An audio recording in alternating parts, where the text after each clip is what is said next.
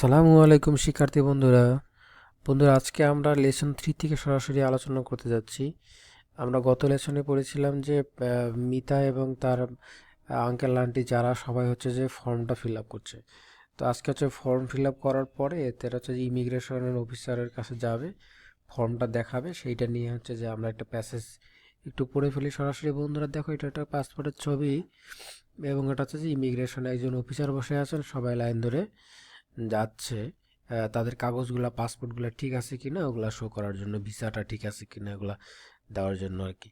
এই জন্য আমরা বলে থাকি যে যারা যদি বিদেশে যাব, যে 2 ঘন্টা 3 ঘন্টা আগে এয়ারপোর্টে যাওয়ার জন্য, কারণ ইমিগ্রেশনে অনেক সময় লাগে, সবাই লাইন ধরে কাগজ চেক করায়। তো বন্ধুরা চলো আমরা সরাসরি দেখে নিই আজকে আমাদের আলোচনা।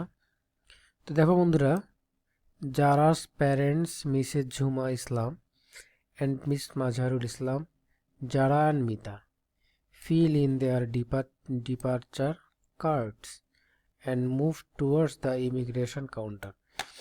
বন্ধু এখানে বলো যে জারার পিতামাতা মানে হচ্ছে যে মিসেস জুমা ইসলাম আর হচ্ছে মিস্টার মাজারুল ইসলাম, দুইজন জারা এবং মিতা চারজনে কি করলো, fill in their departure card, তাদের যে প্রস্থান কার্ড, তারা যে বাংলাদেশ থেকে যাবে তাদের একটা যে ডকুমেন্ট জমা দিতে হবে আর কি ইমিগ্রেশন সেন্টারে, ইমিগ্রেশন বুথে, সেই ডিপার্চার কার্ডটা তারা হচ্ছে যে ফিল আপ করে ফেলেছে and move towards the immigration counter. এবং ফিল আপ করার পরে যে অভিবাসন কাউন্টার যেটা, সেই অভিবাসন কাউন্টার বা ইমিগ্রেশন কাউন্টারের দিকে তারা কিন্তু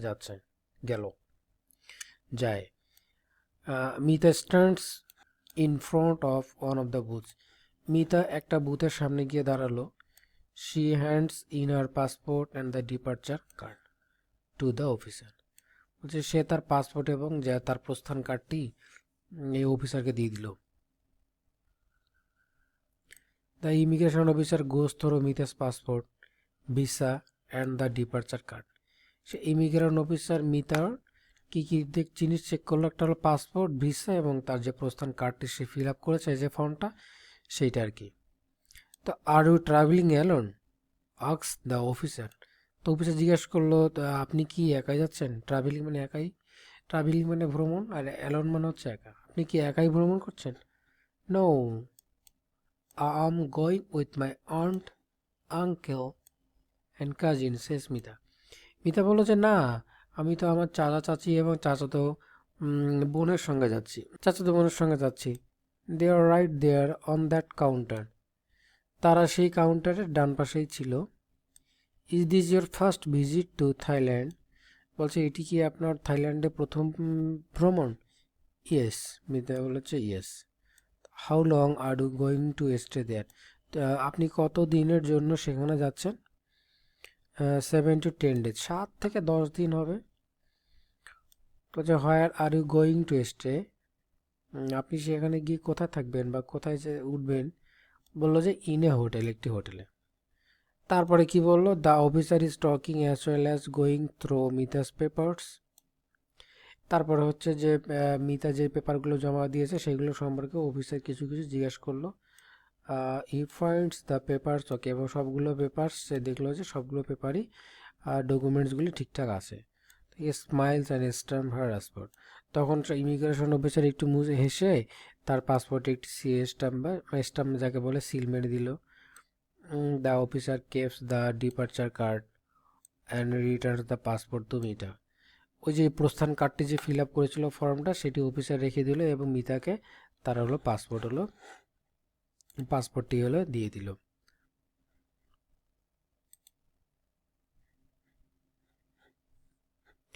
তো পাসপোর্টটি দেওয়ার পরে কি করলো, হ্যাভ এ সেফ জার্নি, হলো থ্যাঙ্কস, আপনার যাত্রা শুভ হোক বলে তাকে ধন্যবাদ দিল। Mita waits for her aunt uncle and যারা on the other side of the immigration. তো মিতা যখন কমপ্লিট হয়ে গেছে, সেই ইমিগ্রেশনের অন্য এক পাশে গিয়ে তার যারা এবং তার চাচা চাচির জন্য অপেক্ষা করতে লাগলো। বলছে once all of them are done, যখন তারা সবাই চলে আসলো কাজ শেষ করে, they walk towards the passengers departure lounge, তখন তারা হচ্ছে যে যে যে যাত্রীদের যাত্রীদের ভিতরে ঢোকার মানে প্লেনে ওঠার জন্য এয়ারপোর্টে প্রবেশের যে লাউঞ্জটা বা গেট, সেই গেটের দিকে তারা হচ্ছে যে আগায় গেল।